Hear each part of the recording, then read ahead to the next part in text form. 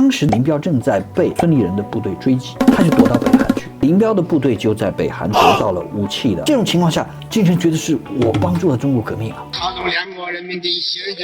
结成的友谊，团结万岁！中国一般觉得是我有恩于你啊，在北韩的感觉是说，是我平壤有恩于北京啊。1945年，苏联军队进入朝鲜半岛的时候，他就控制了半岛的北半部，所以北韩呢就变成了苏联扶持下面的共产主义的政权。实质上呢，元朝已经在军事上征服了高丽，可是高丽用了2个办法去说服元朝不要去进一步的统治他了。第一个啊，我是奉行儒家传统，我是臣服于你，天子皇帝，所以你给我点生存空间。第二个是我可以在前面替你挡住日本。今天这个古巴跟南韩建交背后有一个大的背景，就是美国，因为他想要战略中心的亚洲转移。所以其实我们发现，北韩绝对不是只是个共产小弟嘛，它会对国际局势直接产生影响。Ladies and gentlemen, welcome the host. 欢迎收看今天的户外座谈，我是主持人历史哥李一修。我们今天继续聊我们的专家讲堂哦。最近呢，有一个国家啊，不断的在国际上跳动啊，好，那吸引了非常多的目光，谁呢？哦，就是我们金正恩啊，好，那金正恩最近在干嘛呢？有2件事情啊，让人觉得很意外。第一个当然是跟南韩之间这个激烈的交锋啊，也就是说，甚至他不惜要摧毁南韩，宣布南韩为敌国，甚至说这个北韩要从2韩中独立啊，要反对啊这个所谓跟韩国是同一民主等等啊。这个之前我们在其他的专家讲坛也有多少提到一些啊。那另外一件事是什么呢？最近竟然被人家发现了，俄罗斯射的导弹竟然是北韩产的。这就有一点意思啊，因为在我们的理解里面呢，应该一般说，北韩是军工科技，好像是来自俄罗斯，怎么突然之间它变成跟俄罗斯生产的？到底这个北韩对国际的局势会如何来冲击？尤其最近我们一直在谈的所谓3大火药库这个东亚火药库，一个是台海，一个呢是朝鲜半岛。朝鲜半岛的火药库中的火药库，那就是北韩金正恩的动向。那到底这个北韩，或我们可以叫它北朝鲜，或者叫朝鲜，它到底是一个怎么样的一个状况？好，关于这种问题啊，我们大家来请教我们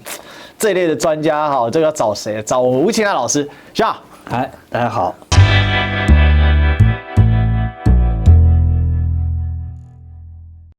这个上次我们聊蒙古，大家看的觉得很有意思啊。所以那一集还没看，赶快去看啊！那这一次我们再来聊一次中国周边的国家。之前我们其实也提到了一些那最近它真的一直疯狂上国际版面。正巧两岸最近当然不是很平静啊，因为我们知道这个金门的大陆渔船翻覆事件事实上很多人又重新注意到3大火药库，难道东亚这个火药库要爆炸了吗？但大家只关注到台海金门，其实没有注意到北边的那个火药库目前跳得更厉害啊！是怎么回事呢？北韩跟古巴我们知道这世界上为数不多的这个共产国家理论上就剩5个嘛，中国、越南、辽国、古巴、北韩。那还有一个是隐性的叫尼泊尔嘛，但是整体来讲大概是5个共产体制国家。结果呢，这共产兄弟们之间自己决裂了吗？这个是谁呢？是金正恩，这是古巴现任的领导人那这个是以习友，我们都很认识。结果没想到古巴现在跑去跟南韩建交了然后呢，跟北韩。这个实在大家黑人问号，所以你看这个西方媒体就下 Cuba shocks North Korea， 这是怎么一回事呢？我们来看一下这则报道1960年代以来，跟古巴维持外交关系这是北韩的一个国策嘛，那也是设有大使馆的。那韩国跟古巴有65年没有正式的外交关系结果没想到竟然呢在14号的时候宣布2国将建立大使层级的外交关系那这件事情北韩目前还是相对低调不过这个大家就奇怪，就是说这首尔这什么原因去跟古巴建交呢？原来他是想要促进跟北韩盟友的正常化，来跟在北韩的竞争当中取得一些成功那另外呢来自这个也是西方媒体的报道就讲他们的观察，现在北韩越来越少报古巴了，但以前北韩蛮常报古巴的这是新闻里面，因为这毕竟是盟友嘛比如说北韩的官方劳动新闻这个从2月15号开始的，基本上就不报古巴的这个消息了。但以前是很常报的那古巴现任的政府呢，看起来，因为大家知道古巴其实已经换届政府了，这个卡斯楚兄弟哥哥过世了嘛，那弟弟也退休了但现在新任上来的已经是下一代的领导人了。只是说大家很好奇这个北韩最近怎么一回事？其实前阵子在2018年的时候啊，我们可以看到，现在古巴的领导人叫做迪亚斯卡内尔哦，一般我们有时候叫他叫卡内尔，他还去访问，还很正常啊，怎么过个几年而已，突然之间古巴不要北韩了，这现在到底发生什么事情？那到底北韩最近这么激烈的表态，把盟友赶走了？我想首先是这个南韩跟古巴建交这件事情哈，它其实呈现了一个我们必须要注意到的是，就是在世界上面现在看起来有180多个主权国家啊，民主国家、独立国家啊，但是实质上能够完全自主的国家，我想只有3个啊，就是美国、中国、俄国。中国在这个中苏共翻脸之前，其实也不是完全独立。那我们可以想象，其他的180多个国家，它都受到这个其他大国的影响。我觉得今天这个古巴跟南韩建交背后有一个大的背景，就是美国啊。那么南韩跟古巴建交需要得到美国的首肯，而美国自己它跟古巴的和解，早在这个奥巴马时代就已经进行了哈，因为他是想要去把他的当时的战略中心想要往亚洲转移哈，他想让他的后院安宁一点，所以呢，我想南韩这次跟古巴的接触，它背后有一个美国的首肯，甚至于美国的默默的支持，他希望进一步的去完成他在战略上面的转移，同时呢，他也想把这个因素当作是制约北韩乃至于制约中国的一个手段啊，所以他应该是乐见这件事，不然南韩不敢做他跟古巴建交这件事情。当然对南韩自己来说，他有牵制北韩的意图啊，那当然也有在背后，我想更重要的是美国对他的默许啊，对他的支持这样一个意图。那么对古巴而言呢，他们也是这个有他自己的需求，尤其是在这个经济上面的一个需求。我们知道古巴在这个其实1960年代的时候，它刚独立时间不是很久，就是它革命不是很久的很长一段时间当中，它曾经是整个拉丁美洲的经济最好的国家。包括人类发展指数最高的国家，我们除了对古巴的蔗糖跟烟草比较熟悉之外，其实还知道古巴医生，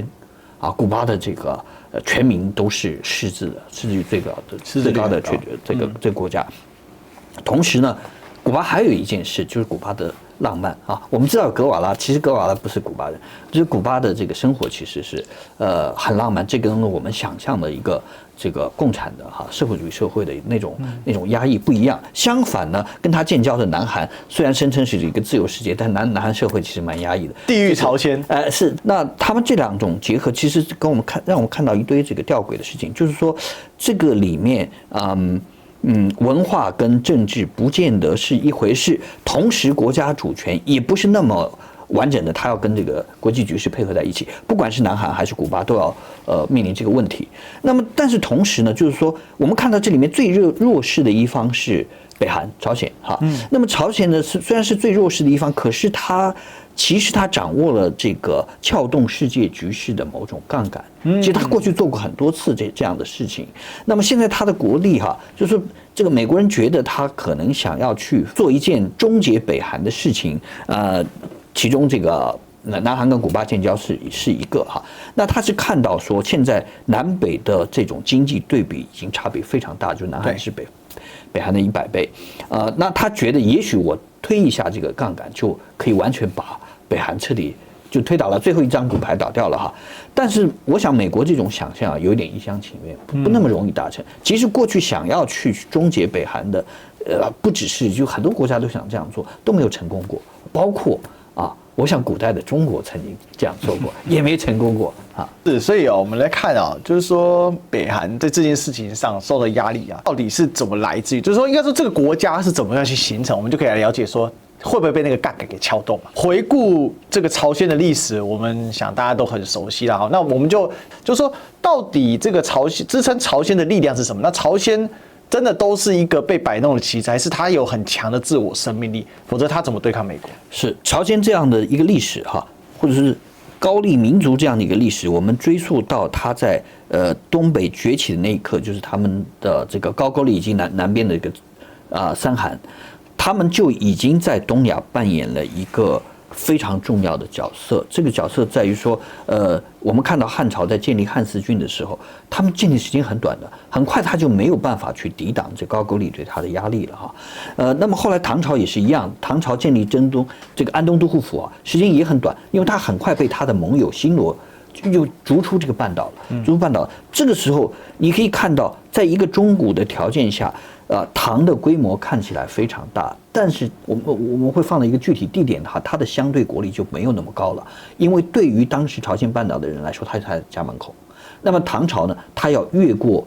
这个辽东的那一块沼泽地，对他来说，我想是劳师远征，对他是吃力不讨好的一件事情。他所要付出的代价成本就很高，所以在那之后呢，他等于是就默许了这个半岛的一个政治上的独立。那么这个政治上独立呢，对他还有一个基于的就是日本。日本因为是岛国，他一直想要登上这个东亚大陆啊，以建立他的一个安全感。但是他从那个时候开始去涉入朝鲜半岛的事务，比如说他是跟这个百济之间有非常密切的政治经济的往来啊，乃至于军事的支持，日本也没有成功啊。那么这个情形一直延续到了这个我们看蒙古人去征服世界的时候，他们看起来很自然，连南宋都征服了。对啊，这个大家你看哦，在这么大的蒙古帝国里面哦，几个汗国。蒙古本部、元朝本部，高丽这么小，实质上呢，元朝也已经在军事上征服了高丽。可是征服高丽之后，高丽用了2个办法去说服元朝不要去进一步的统治它了，因为元朝打算去直接在那里设立一个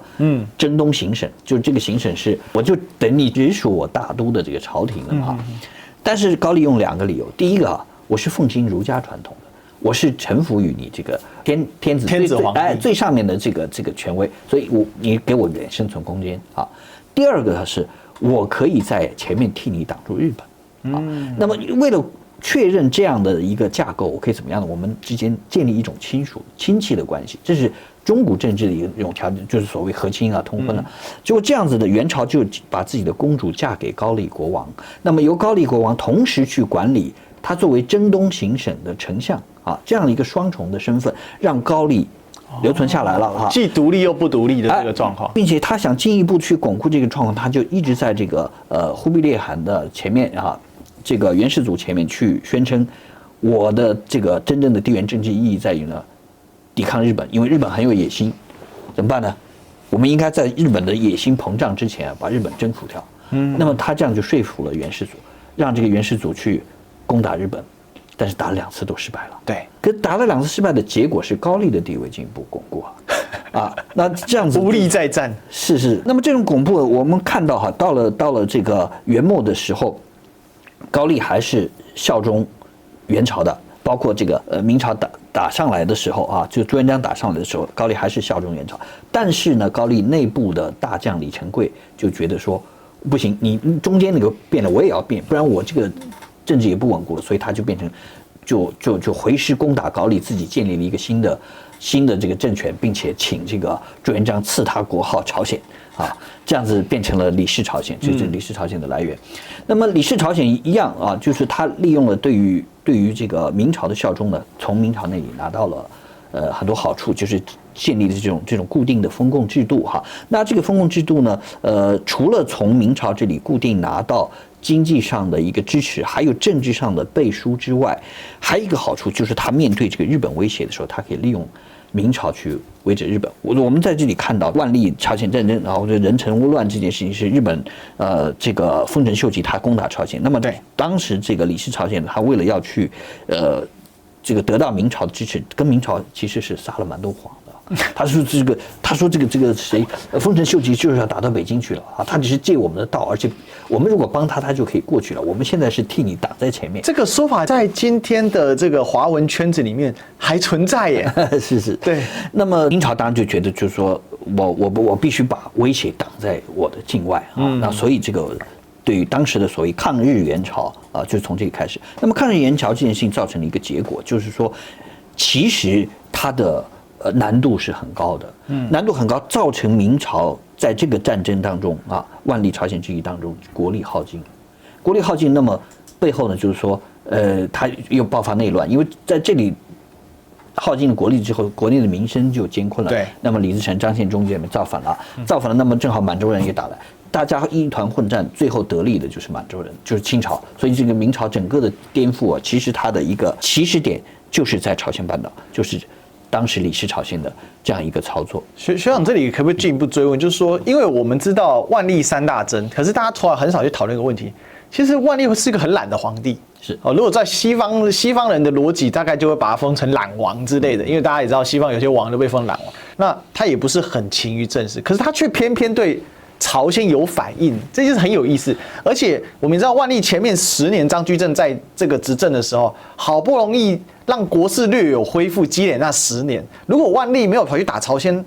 那搞不好他可以再享受个几代。可是也因为这样，真的明之王亡于万历嘛，这个也变成史学界常常会有一个这样的公论。所以我的好奇是，对于这个万历皇帝来讲，他到底是为什么竟然可以让对于朝政不是那么热心的他决定要打这么大一场战役？我想万历他面临的时代，我自己想帮万历讲一点话，就是说他坐在他那个位置所看到的，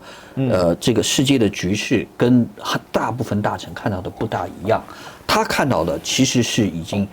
日本的崛起，以及这个西方的势力开始进入亚洲了啊，尤其是进入现在的东南亚的区域，所以他有非常强烈的一个地缘政治上面的不安全感。这种不安全感让他觉得说，他必须在一个是东北方向，一个是西南的方向，都要去这个抵御一种潜在的威胁。我想他是一个大的地缘政治的考量。那么至于这个万历他懒于朝政，这个一定程度上是他跟这个相权之间的一种权力的争夺，它是一种也是无奈的抗议啊。那么如果我们想要找到万历这种昏庸的证据，当然是很多了哈。但是呢，这个他大概也需要同情的理解，就是说他不是我们想象的，就是说，比如说电视剧里面想象的那样一种荒淫的这个荒废政事的这样的一个人，他的思考有他特殊的这个着眼点哈。但是当然最后的结果我们看到是实质上这个朝鲜的这个议题啊，造成了明朝的灭亡。那同样的事情。到了1894年，又重演了日本再次要利用朝鲜的这个议题跟清朝发生了战争。我们知道这个甲午战争，后来台湾就是这样割让的。那这个战争呢，让清朝觉得说朝鲜的事务跟他的生存也有直接的关系，尤其是明清的首都都在北京，我们离朝鲜半岛非常近，所以他必须要去倾全力去保卫朝鲜的利益，或者保护自己在朝鲜的利益。那这件事情发生之后，我们看到1895年爆发甲午战争，事实上到了1911年，清朝也就结束了。其实这个情形跟明朝那个非常像，就是这个战争造成清朝的国力也就大幅衰退，它内部的各种的矛盾冲突都呈现出来。所谓台湾的议题也是在这个时候出现的。那其实第3次还出现的这样一个状况，就是在1950年爆发的韩战。那么1950年所爆发的韩战呢，其实本来是半岛的内战，但是这个半岛内战背后有苏联的操作，就是史达林跟这个金日成私下约定，他要去想要夺回他在东北亚的港口的利益，但是用这个朝鲜的做一个借口。打起来之后呢，事实上他就威胁到当时的新的中共所建立的中华人民共和国。那中华人民共和国就做了一段时间的评估，觉得他还是没有办法摆脱明朝跟清朝所面临的这样一个状况，他必须介入朝鲜的事务。那么对他来说比较幸运的是，他保留了这个北韩的这个半壁江山。保留了之后，这个半壁江山对他来说是很有用的哈。其实是很有用的啊，他等于把这个美国的威胁挡在外面了吧？它中间有建立非常大的缓冲区，所以在这种情形下，北韩、朝鲜，它对于中国来说，中国人一般觉得是我有恩于你啊，对。但北韩的感觉是我平壤有恩于北京啊，就有恩于北京啊，你做这件，我替你挡住了美国人，而且金日成就专门讲过说，你这个抗美援朝保家卫国，背后还有一个字保家卫国。金日成曾经抱怨说，你们抗美援朝是假，保家卫国是真啊，所以他们会觉得你当时中共所宣传的这些说法，这鬼扯啊！他说我在前面替你死了很多人，我们固然你帮了我也感恩的哈，他们也没说我完全不感恩，可是不是你们说的那样的这个无私的国际主义援助哈，你的重点还是保家卫国啊。那这种情况下，我们看到事实上这后来的北韩啊，就在这个中朝的关系当中，他一直扮演一个不是那么弱者角色，他经常在这个关系当中扮演一个比较强势的角色。他对北京的各种要求啊，他完全没有说我是有求于你或怎么样，他觉得你本来就应该保护，就应该要回报我啊。那因为我为了你的安全付出了那么大的代价。是，那么这个线索我们就回溯过去，从元明清以来一直是这样一个状态。这个小国呢，未必他在这个跟大国的关系当中处在一个绝对弱势的、绝对从属的地位。是哦，这里哦就呈现出一个很有趣的一个点啊，就是说这个是历代的这个北韩的领导人跟中国的领导人哦几个比较重要的哦。那希望你看哦，金日成应对的通常我们会看到是毛泽东，金正日时代主要应对的是胡锦涛，然后到现在习近平主要跟是金正恩哦。从这样子历代这样发展过来，刚才有提到一个很大的关键，就是其实北韩的主动性或者他对他自己的自信，是比一般中国人民所认为的来的更加的强，而且更加的显著。对，那在3代领导人应对的这个3代中国的领导人当中，又有什么故事我们可以来讨论一下？尤其比如说从金日成开始的话，我想这个金日成他的政治上的崛起哈，其实是从苏联的支持那里开始的。金日成本身，如果他跟这个我们讲1956年、1968年的这个朝鲜内部的战争里面哈，他们有所谓的金日成去清理这个延安派，但是其实我们把延安派的那些朝鲜人拿来跟金日成相比，我们就比中文好了啊。金日成的中文比他们好得多了，因为金日成的中文是他在小学、中学的时候就已经在吉林的名牌学校育文中学学的，所以他中文是完全母语级。可是金日成呢，他在政治上的崛起不是因为他参加了这个东北的那个抗日的这种活动，而是因为他们整个抗联退到苏联远东地区之后，苏联远东地区就把里面的所有拥有这个朝鲜血统的人找出来，当做未来介入半岛事务的这种人来培养。他们在这个过程当中就注意到金日成啊，觉得金日成的这个是将来会有前景，并且呢，他们专门让金日成就是为此啊，就是教他俄文，所以金日成的俄文后来也讲得很好，这个使得他跟整个苏联的政界的这些人的沟通变得很顺畅，就他也是个语言天才。我们这里有一部影片是关于金日成讲中文的哦，给大家欣赏一下。他中两国人民的鲜血结成的友谊，团结万岁！大家可以透过这个影片就可以知道金日成的中文程度到什么程度啊？那这个金日成中文很好，他多语言，所以事实上他的个人人格特质决定了他的自信，还有他在北韩未来的一个领导的地位。是，那么他甚至于跟中共相比啊，他有另外一个在革命的历史阶段上面的一个他觉得领先的地方。为什么呢？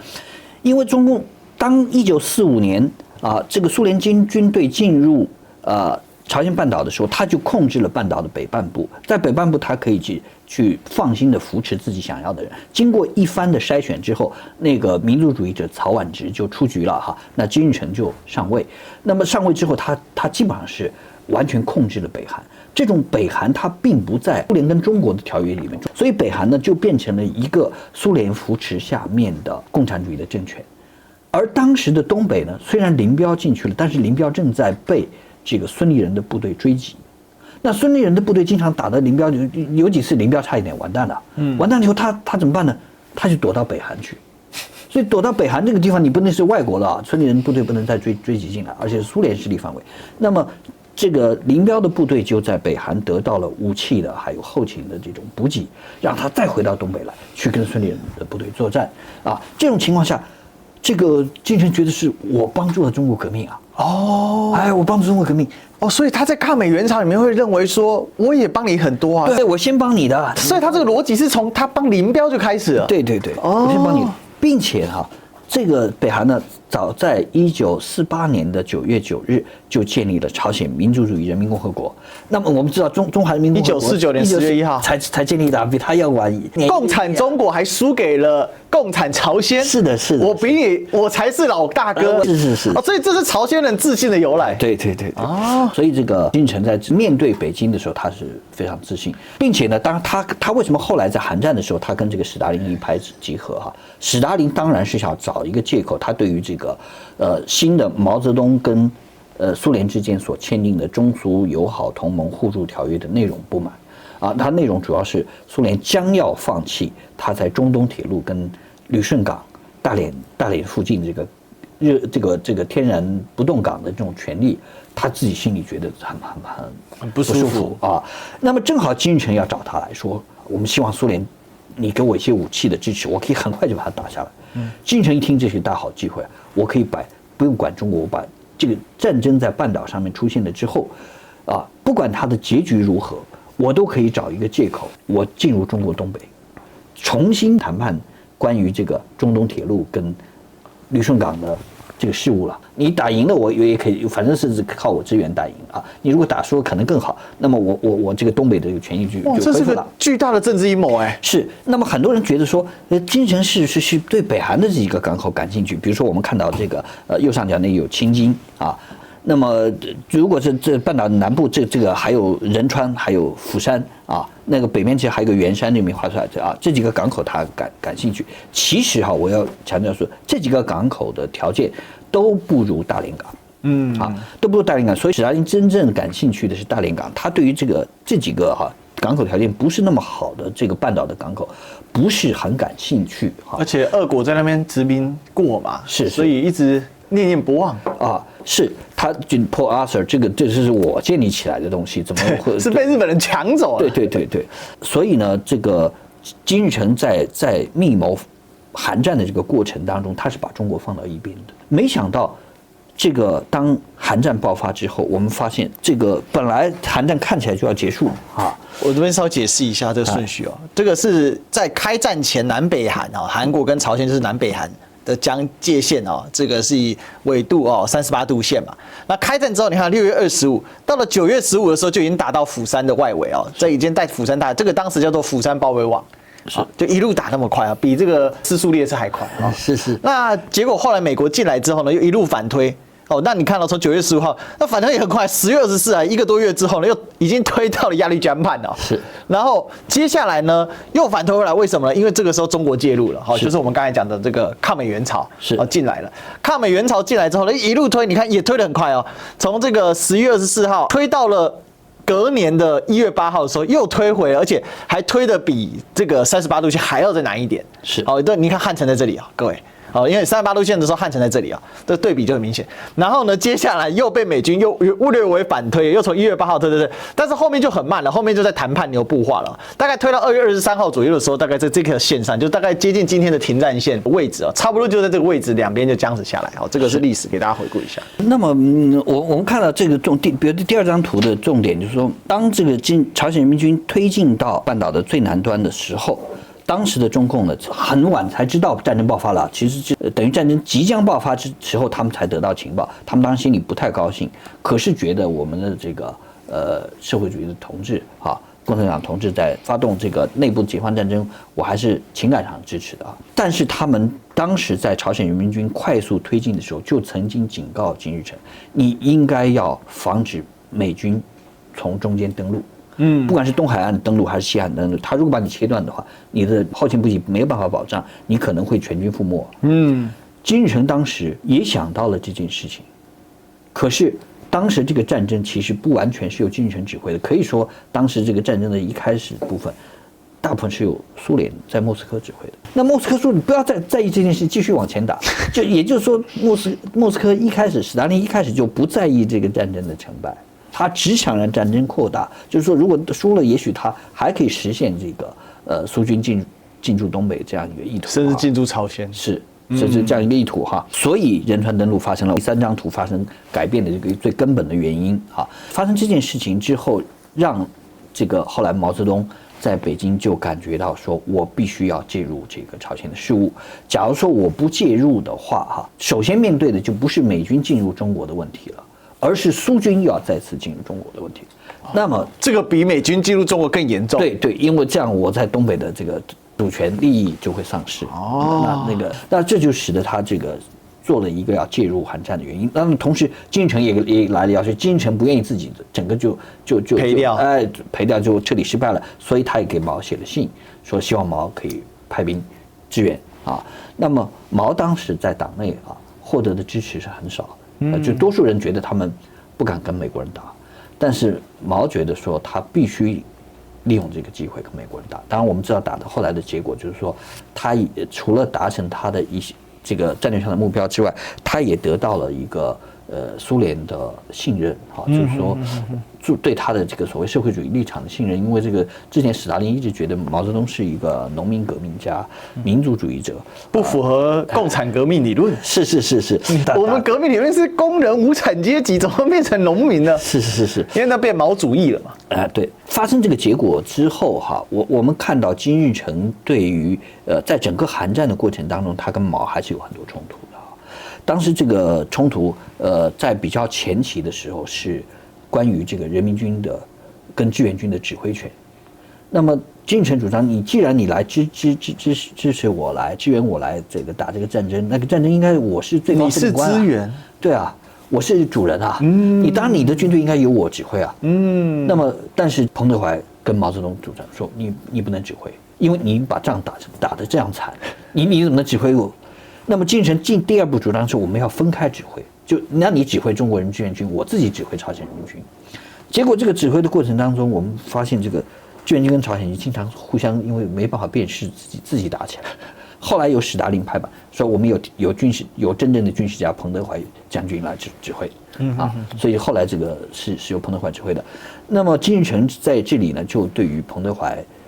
很不满。其实他不敢直接说他对毛泽东不满了，但是他对彭德怀不满是可以讲的。我们知道这个1959年彭德怀被毛泽东斗倒了，斗下去之后，金日成立刻就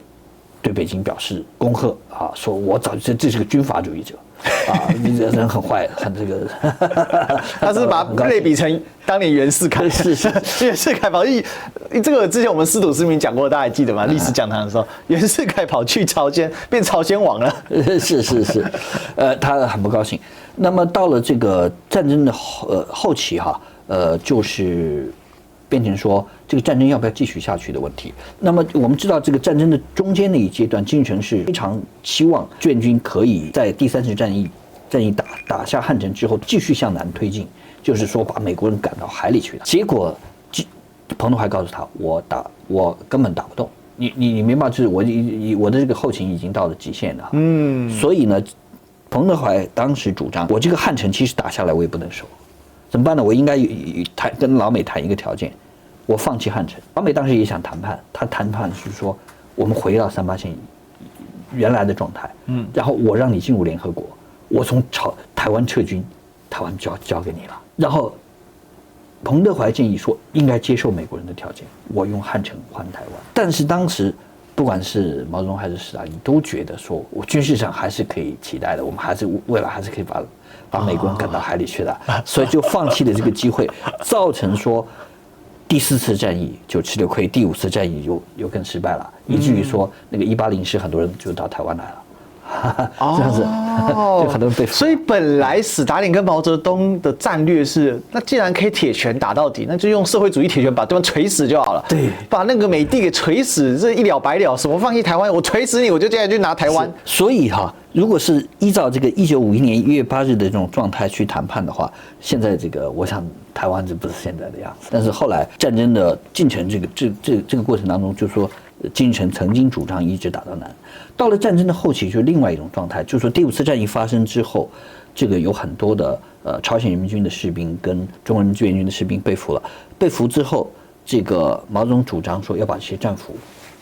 让他放回来。就美军说互相换俘，也抓了很多美军战俘嘛。对，美军本来也答应了，但是后来呢，我想就是在台湾，蒋中正就介入说这个战俘要到台湾来。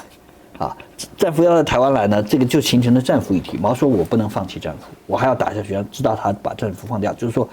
两个人我也要争，所以他要继续作战。继续作战这件事情得到金日成就不满了。金日成说：“我的国家已经打烂了，不能再打了。就是为了一些战俘，而且他们以前都是国民党兵，你为什么要他们呢？就是这个他跟毛发生冲突哈。那这个冲突，我们看最后的这个谈判结束之后，南北他停战了，但是只有停战协议，没有和平协议。那么当时这个美军呢就住在南韩，中国人民志愿军呢就住在北朝鲜。住在这里的时候，这个跟金日成的冲突又在出现了，就是说金日成对于20万志愿军住在北朝鲜，那对他的政局都造成了一些影响，对吧？他因为反对金日成的这些政敌们，觉得志愿军可能会被引来作为这些政敌的后援，威胁他的统治，所以他在1956年、1958年2次把这个延安派、莫斯科派清洗掉，以至于引发了这个北京跟莫斯科的都不满啊。那这个时候他就跟毛泽东的这是一次冲突。后来呢，到了1958年，这种冲突有所缓和，原因是呢，这个毛泽东所做的三面红旗就是大跃进人民公社，他是被苏联这个赫鲁雪夫嘲笑。可是金日成呢，当时所做的这个集体化也受到了这个赫鲁雪夫的嘲笑。那金日成就去说：“我支持毛泽东。”这是在意识形态上的共鸣。意识形态上面也有这个在国际共产主义运动里面他们的主导权的对，所以这个时候就变成了这个撤军之后的第一次算是蜜月哈。因为当时等于说，不管是中国或者是北朝鲜，都是以苏联是修正主义。因为赫鲁雪夫就被他打成苏修嘛，是，所以我借由反苏修又组成了一个中朝之间的一个联盟。是，那当然，当时这个金日成是不敢说像毛一样的去批判修正主义，他只是在一些文章当中暗示他要坚持社会主义的革命的道路，而不是这个向美国妥协这个道路哈。所以他跟这个赫鲁雪夫等于是暗中冲突了。后来赫鲁雪夫就被这个布里兹涅夫透过斗垮了。斗垮之后，布里兹涅夫就提议说他恢复跟中共的关系，当然也就更多的恢复跟这个北韩朝鲜劳动党的关系。那结果毛泽东当时拒绝的，所以毛泽东跟布里兹涅夫的关系还是很坏的啊。那么金日成跟布里兹涅夫的关系呢，就恢复了啊。他那段期间呢，就是在1960年代的前期。跟苏联的关系就要比中国更近，那这种更近就造成他在1966、67、1968年的时候跟中国的关系变成了一个非常的大的低谷，因为中国当时发生文化大革命，他们对于金日成这种暗中倾向苏联表示这个很不满，那么并且他们就红兵打了一些口号说要打倒朝修打倒苏修不够，变打倒朝修。这个图是很稀有的了。这是布里兹涅夫还没坐上这个最高领导人的时候，跟金日成的合照。布里兹涅夫呢，就是苏联的第4代的领导人啊，就是列宁、斯大林，然后再来是赫鲁雪夫，再来就是布里兹涅夫。其实苏联最强盛的时代啊，也最腐败的时代就是布里兹涅夫。那他在大陆的话就翻着伯涅日涅夫啦。那所以这个就是很好的一个对比啊。所以其实我们发现像。从你这样子论述下来，我们可以看到北韩绝对不是只是个小弟啊，他常常在各种场合他是倒来倒去，而且他会对国际局势直接产生影响。是，我想就是这里在这个1960年代这种关系坏掉之后那么这个朝鲜方面他也有反应啊，你说我是朝修怎么样？我就否认中国在这个所谓韩战当中的一种贡献了啊，他把这个北韩的烈士陵园就推平了，用推土机推平了，这么狠的吗？包括这个毛岸英的墓也推平了啊，所以毛岸英的墓，那后来尸骨怎么办？还在，就是他地面上那一部分推平了。哇，这么狠啊！对，曾经推平，就等于就是完全不给你毛泽东任何面子，我连你儿子墓都推平，你怎么样？曾经那段时间，但是到了1960年代的末期，1970年代初期这个金日成呢又开始调整这个政策，因为中共的当时的文革本身也等于说失败了就是说中国共产党第9次全国代表大会简称9大结束以后，等于文革路线失败了那么毛就回归比较传统的中共路线，这个时候跟北韩又恢复了一定的关系，又进入这种另一次的蜜月期。那一次的蜜月期呢，使得北韩跟中共在那一段期间，就是1970年代初期那段期间，有很多的交流啊。我们今天看到的大陆所流行的所有的北韩元素，都是1970年代初期的，而19年中期以后又发生了别的变化哈。那么北韩人自己对那段的记忆都有点模糊了，可是他在现在的中国大陆的人的这个心目当中是非常非常清晰啊。所以北韩在目前中国大陆的典型的印象就是1970年代的这一次蜜月期的开始。是。那这个同一时间，就是他跟苏联的关系，他苏联关系他是维持一个平衡的关系，在但是有一点在意识形态上有所疏远。但有一件事情是他跟苏联绑在一起了，就苏联他对他整个的这个东欧体系，他推行一个经互会啊，对，经济互助委员会，经济互助委员会它里面有这个产业分工，这个产业分工呢，使得东欧集团还有北韩甚至于古巴，他们的产业都比较加入这里面，比较单调，比较单调。这就是未来造成所以北韩发生危机的一个源头，就是当苏联垮台之后，你整个的这个产业分工使得他们就太单调，他没办法，他经济危机爆发以后，他没办法自救了哈。所以在意识形态上，他疏远布里兹涅夫。但是我们知道布里兹涅夫有个特色，就是他对于共产兄弟是非常豪横的。是，这个人家说100亿补贴勋多多嘛，就是疯狂补贴。他其实不止补贴共产国家，各位，他连社会主义国家这个第三世界的倾向共产主义或亲社会主义的政权，他很多也都是补贴。我想如果我们讲这个历史上最大的对外援助国，那就是苏联哈，他们的这规模是不得了的。就布里兹涅夫。对。是，即使是对中国的援助也是非常可观，非常可观。那在这几个领导人的时期里面呢，毛泽东之后还有一些故事吧。那我们想很好奇，之后邓小平跟金日成之间的关系，像这其实有一个很有趣的点，毛泽东到1976年的时候过世了嘛，接着中国换领导人了。那华国锋很短暂，我们就不提了。邓小平大家很有兴趣。邓小平时代跟金日成相处怎样？因为我们知道金日成非常长寿所以他在任时间非常的长嘛。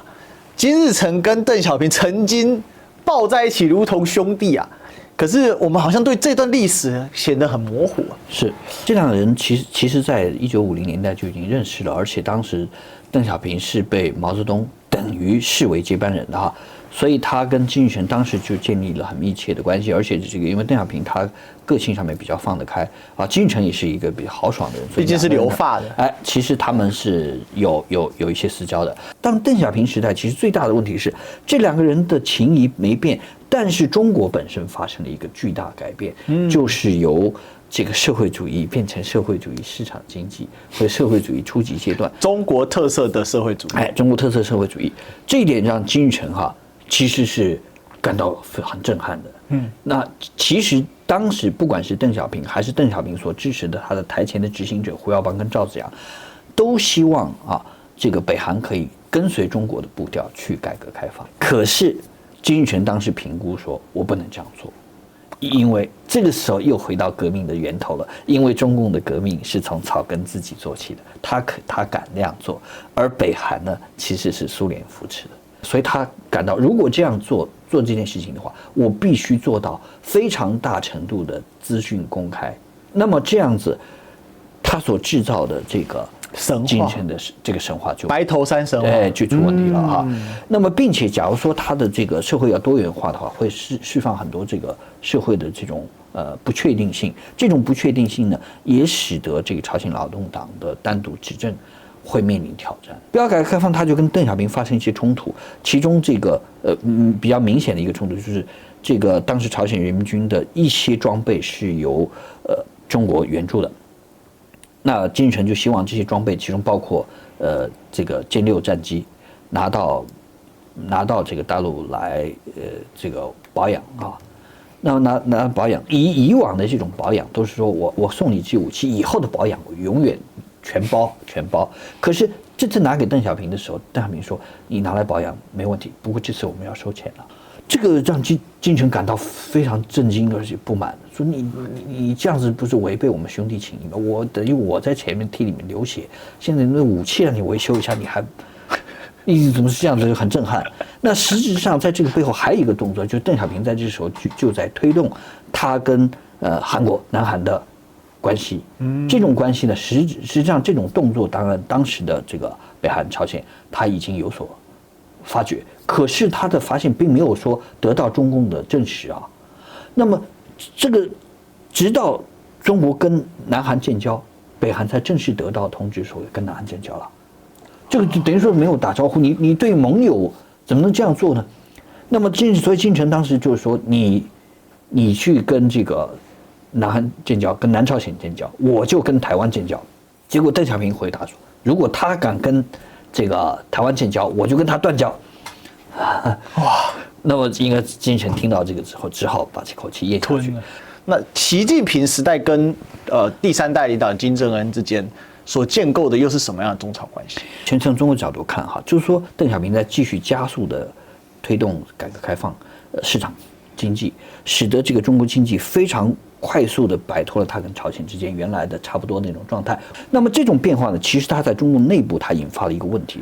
就是在中国大陆这些几十年的这种改革开放的变化当中，它会发生一些意识形态上面的对立改变，使得这个有一些人觉得中国的社会主义面临危机啊。那么另外，中国跟西方的关系呢，没有进展的像这个原来的想象那么好，因为西方原来扶持中国主要是要去制约苏联啊以及俄罗斯，那么中国的崛起呢，让西方把中国视为竞争者，所以竞争者要压制中国的发展。那这个过程当中，就让中国人感受到他们好像跟朝鲜在意识形态上，在地缘政治利益上有很多共同的地方。那这种情况下，让他们觉得说，他们需要重新跟朝鲜建立连结。这种连结，所以这种感受是从这个江泽民时代的晚期、胡锦涛时代一直到习近平时代延续下来了哈。就是他的高层还是希望重新恢复跟朝鲜的连结，只是这个连结有时候我想是有点投鼠忌器，就是说我不太去强调鲜血凝成的战斗友谊，而只讲传统的邻邦、传统的这个邻居的这种友谊啊，不就是刻意把它意识形态的一个部分淡化。所以我们看到有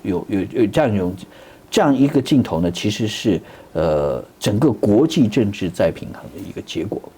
但是在这个国际政治再平衡里面有一个极限，就是说它能不能够回到1950年代啊那个所谓韩战抗美援朝的过程当中，那个完全是盟友啊，至少战争期间是盟友的那个无条件的盟友的一个状态，我想是非常困难啊，非常困难。这个其中一个最关键的理由就是美国人，就是中美的关系是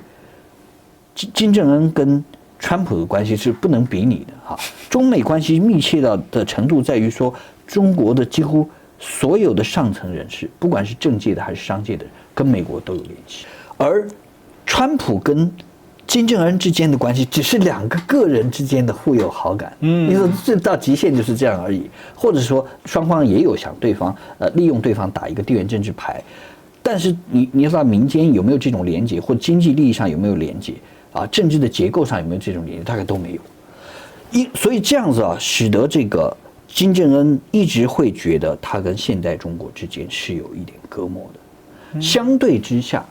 他跟现在俄罗斯跟美国是闹翻的，他就没有这层顾忌啊。所以这张照片就可以解释刚才徐阳所说的最后的一个动态了哈。我想啊，这其实关于这个金正恩还有非常多的故事可以讲了哈。那这3张图呢，哈，给大家呢有点韵味啊，回荡一下，好，到底今天的这个所谓的亲俄还是亲中？好，我认为朝鲜一直在选择自己的路线啊。是，那单纯把它当成小弟来看，大概就是误判了朝鲜在地缘政治中他自己所想表达、所想陈述的那个主体性。这就回归到上一讲我们在讨论那个主体思想的一个问题了哈。当然，关于这个朝鲜还有非常非常多的问题可以讨论啊。今天我想这个关于这个历史的这个内涵已经是非常非常丰富了哈，值得大家好好消化一下哈。到底朝鲜是一个什么样的中国邻邦？他只是单纯的共产小弟吗？我想不是。但是他完全掌握自己的命运吗？也不是。但你说他只是一个被摆弄的棋子吗？那更不是。好，那事实上，它从历史的纠葛来说，跟中国